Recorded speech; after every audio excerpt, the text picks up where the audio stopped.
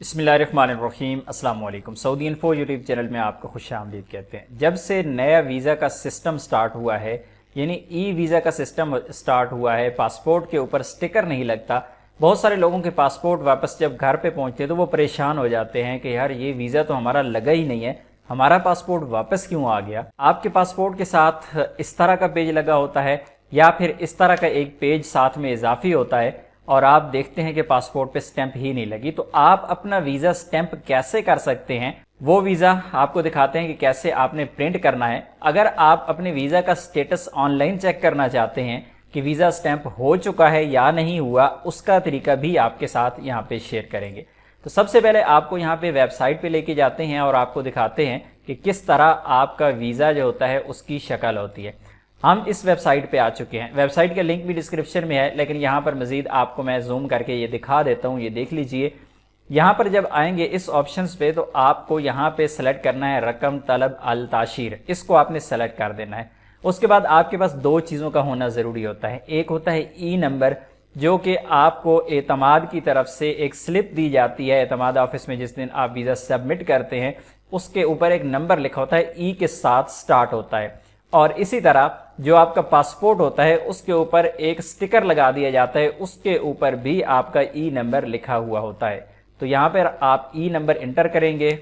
हमने यहाँ पे ई नंबर इंटर कर दिया और उसके बाद पासपोर्ट नंबर यहाँ पे देना है।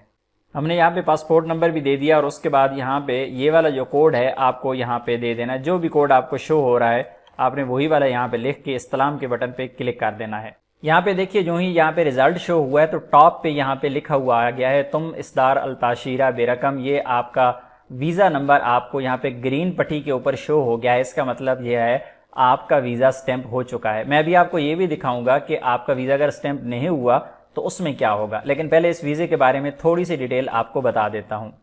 जिस तरह आप ये वीज़ा देख रहे हैं, ये वीज़ा स्टैंप हो चुका है। इस तरह की शक्ल आपको देखने को मिलेगी इस वीज़ा की।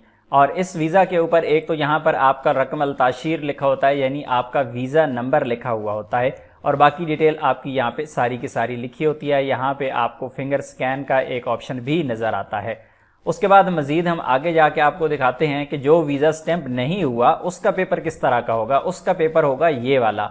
यहाँ पर आपको रकम अल तलब यानी आपकी रिक्वेस्ट नंबर या एप्लीकेशन नंबर आपको यहाँ पे शो होगा, और यहाँ पर भी ऐसे ही आपको इस तरह की शक्ल देखने को मिलेगी। इसके ऊपर कोई ग्रीन कलर का कोई स्टिकर वगैरह नहीं है, तो ये अभी तक वीज़ा जो है वो अंडर प्रोसेस है। लेकिन जो दूसरा वीज़ा आपको मैं पहले दिखा चुका हूँ, ये वाला वीज़ा, ये वीज़ा आपका स्टैंप हो चुका है। आपके पास जो पेपर आएगा एम्बेसी की जानिब से इस तरह का पेपर होगा। इसके ऊपर QR कोड लगा होगा, यहाँ पे QR कोड लगा हुआ है। इसी तरह इस तरह का पेपर भी हो सकता है, ये वाला QR कोड भी हो सकता है। तो आपने सिंपली क्या करना है कि आपने अपने मोबाइल में जाके जो स्कैनर कोड होता है, जो QR कोड स्कैनर ऐप होती है, वो डाउनलोड करके उससे स्कैन कर सकते हैं। इसी तरह दूसरी जानिब जिस तरह मैंने आपको वेबसाइट पे बताया कि इस वेबसाइट पे आके आपने रकम तलब अल ताशीर सेलेक्ट करना है, अपना यहाँ पे रकम तलब देना है यानी रिक्वेस्ट नंबर देने हैं, जो ई नंबर है आपका, जो पासपोर्ट के ऊपर भी होता है, आपकी स्लिप के ऊपर भी होता है, जो कि आपको एतमाद से मिलती है, वो वाला देना है।